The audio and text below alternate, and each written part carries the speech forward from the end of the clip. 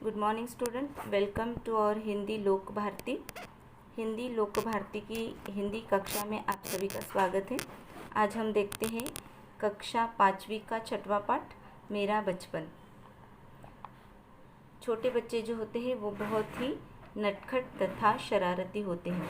इस पाठ में हम लेखक द्वारा लिखित अपने बचपन की कहानियाँ लेखक ने बड़े ही रोचक ढंग से इस पाठ में बताई गई है।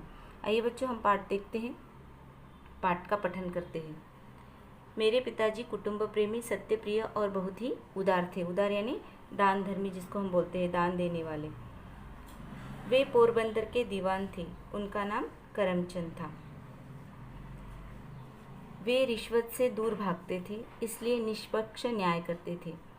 लेखक यानी महात्मा गांधी जी, जिसको हम मोहनदास करमचंद गांधी के नाम से जानते हैं, जिनका पूरा नाम मोहनदास करमचंद गांधी है, वो बताते हैं कि मेरे पिताजी पोरबंदर में दीवान थे, यानी हिसाब किताब रखने वाले व्यक्ति थे। वो रिश्वत से दूर भागते थे, यानी वो रिश्वत कभी नहीं लेते थे। अपने जीवन में उन्होंने रिश्वत कभी नहीं ली, इसलिए वो निष्पक्ष न्याय करते थे। निष्पक्ष न्याय करना यानी बिना किसी को यानी जो अपराधी है उसको दंड देना और जो निरपराध है उसको न्याय देना। तो इसलिए वो कोई भेदभाव किए हुए निष्पक्ष रूप से न्याय करते थे। वे राज्य के प्रति बड़े वफादार थे, यानी उनकी राज्य के प्रति बड़ी निष्ठा थी। मेरी माँ का नाम पुतलीबाई था। गांधी जी कहते हैं कि मेरी माताजी का नाम पुतलीबाई तथा पिता का नाम करमचंद था। मेरे मन पर यह छाप थी कि माताजी साध्वी स्त्री है। साध्वी यानी साधना करने वाली। बड़ी भाऊ पूजा पाठ के बिना कभी भोजन न करती। व्रत उपवास उनके जीवन का अंग बन गए थे। माताजी व्यवहार कुशल थी। व्यवहार कुशल यानी व्यवहार में दक्ष या व्यवहार में अतिशय कुशल यानी अच्छी थी। दरबार की सभी बातें जानती थी। बचपन में माँ मुझे कभी कभी अपने साथ राजमहल ले जाया करती थी। राजमहल यानी कौन से महल में? राज्य के जो बड़ा दीवान था, बड़े लोग थे, उनके यहाँ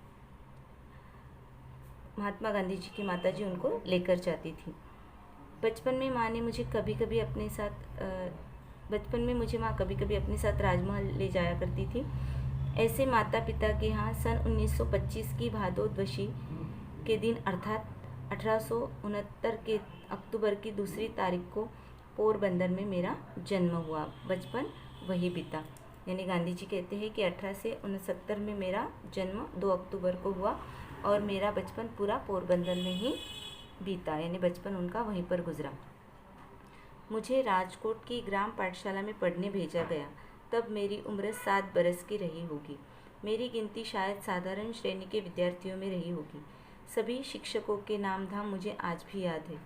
मैं अपने शिक्षकों का बड़ा आदर करता था। गांधी जी कहते हैं कि मेरी शिक्षा के लिए मुझे मेरे माता पिता ने राजकोट की ग्राम पाठशाला में, ग्रामीण विभाग में जो पाठशाला आती है उसमें भेजा। तब मेरी उम्र शायद 7 बरस की होगी और मुझे आज भी मेरे शिक्षकों के नाम याद है। मैं उतना तीक्ष्ण बुद्धि का नहीं था तो इतना मंद बुद्धि भी नहीं था। मेरी गिनती जो होती थी वो साधारण श्रेणी के विद्यार्थियों में होती थी, यानी सामान्य विद्यार्थियों की तरह मैं पढ़ता था। शिक्षकों के प्रति मेरा आदर था। उनके प्रति मेरा आदर कभी घटा नहीं, यानी शिक्षकों के प्रति महात्मा गांधी जी को बड़ा आदर था और वो आज भी कायम है। बड़ों के दोष न देखने का गुण मुझे स्वाभाविक रूप से था। मैंने समझ रखा था कि बड़ों की आज्ञा का पालन करना चाहिए। जो वे कहते वह करना चाहिए, जो करे उनका काजी मुझे नहीं करना चाहिए। इसी समय के 2 प्रसंग सदा मुझे याद रहते हैं। गांधी जी कहते हैं कि मुझे 2 प्रसंग याद है कि बड़ों की आज्ञा करना चाहिए और जो वो कहते हैं वो करना चाहिए। इसी समय के 2 प्रसंग मुझे याद है, अच्छी तरह से वो याद रखते हैं। पिताजी की खरीदी हुई एक किताब पर मेरी नज़र पड़ी। श्रवण पितृभक्त नामक नाटक था। उसे बड़े चाव से पढ़ा गया। गांधी जी कहते हैं कि पिताजी ने मुझे एक नाटक देखने के लिए लेके गए थे और वो नाटक था श्रवण की पितृभक्ति यानी श्रावण की पितृभक्ति। यह नाटक मैंने बड़े चाव से देखा। उन दिनों बाइस्कोप दिखाने वाले, बाइस्कोप यानी एक डिब्बा हुआ करता था और उस डिब्बे में कहानियाँ रहती थी, वो चलचित्र दिखाया करते थे। तो श्रवण पितृभक्त नाम की जो कहानी थी वो देखने के लिए मैंने अपने पिताजी के साथ मैं वो वहाँ गया। मैंने श्रवण द्वारा अपने माता पिता को कावड़ में बिठाकर यात्रा पर ले जाने का चित्र भी देखा। दोनों चीज़ों का मुझ पर गहरा असर पड़ा। मुझे भी श्रवण के समान होना चाहिए, यह भाव मन में उठने लगा। इसी बीच कोई नाटक कंपनी आई, मुझे उनका नाटक देखने की इजाज़त मिली। गांधी जी कहते हैं कि वो नाटक जब मैंने देखा तो उस नाटक का प्रभाव मुझ पर गहरे रूप में पड़ा, यानी उस नाटक का प्रभाव मुझ पर पड़ा और मैंने भी यह विचार कर लिया कि मुझे भी इस बाल श्रवण के जैसे अपने माता पिता की सेवा करनी चाहिए तथा उनको भी इज़्ज़त देनी चाहिए। जिस तरह से श्रवण अपने माता पिता की सेवा करता है, उनको इज़्ज़त देता है। मुझे लगा मुझे उनका नाटक देखने की इजाज़त मिली। यह नाटक देखने से मेरी तृप्ति नहीं होती थी, यानी श्रवण पितृभक्त नाटक देखने से मुझे तृप्ति नहीं होती थी, यानी मुझे पूर्ण संतोष नहीं हुआ। हरिश्चंद्र के सपने आया करते थे और फिर मैंने नाटक देखने का सिलसिला शुरू किया और उसमें भी मैंने सत्यवादी हरिश्चंद्र जैसे नाटक देखे।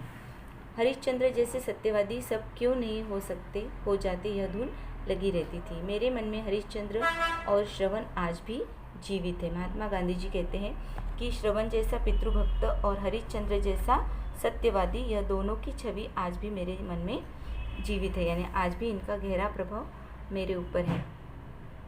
मैं इनके आधार पर अपने आचरण पर सदैव ध्यान देने लगा। मुझे याद नहीं है कि मैंने कभी किसी शिक्षक या लड़के से झूठ बोला हो।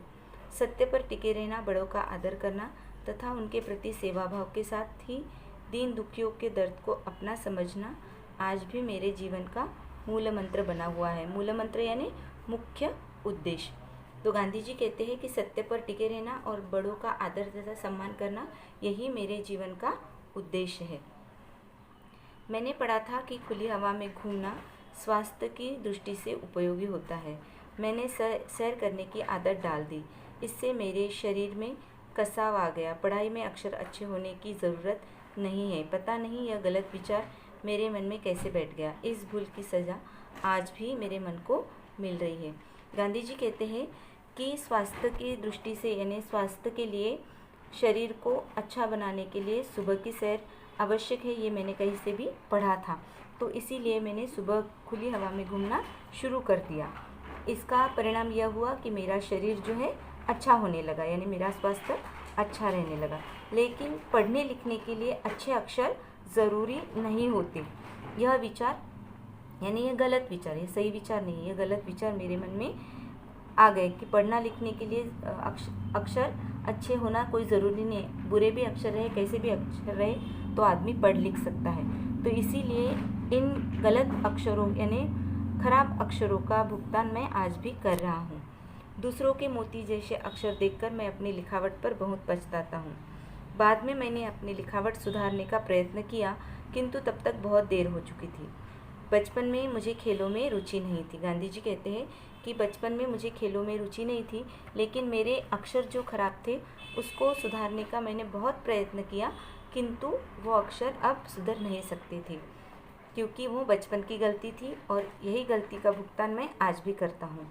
हमारे विद्यालय में ऊपर की कक्षा के विद्यार्थियों के लिए व्यायामशाला और एक क्रिकेट को अनिवार्य कर दिया था। व्यायाम और क्रिकेट को अनिवार्य कर दिया था। अनिवार्य यानी आवश्यक, यानी सभी बच्चों के लिए, जो बच्चे बड़ी कक्षा में जाते हैं, हाई स्कूल में जाते हैं, तो उनके लिए क्रिकेट खेलना और व्यायाम करना आवश्यक था। मेरा मन इनमें नहीं लगता था। गांधी जी कहते हैं कि मेरा मन इनमें नहीं लगता था। अब मुझे यह लगता है कि खेल और व्यायाम के प्रति मेरी यह अरुचि एक गलत थी। पढ़ने के साथ खेल एवं व्यायाम करना भी बहुत ज़रूरी है, यानी पढ़ना लिखना तो जितना ज़रूरी है उतना ही व्यायाम करना भी ज़रूरी है।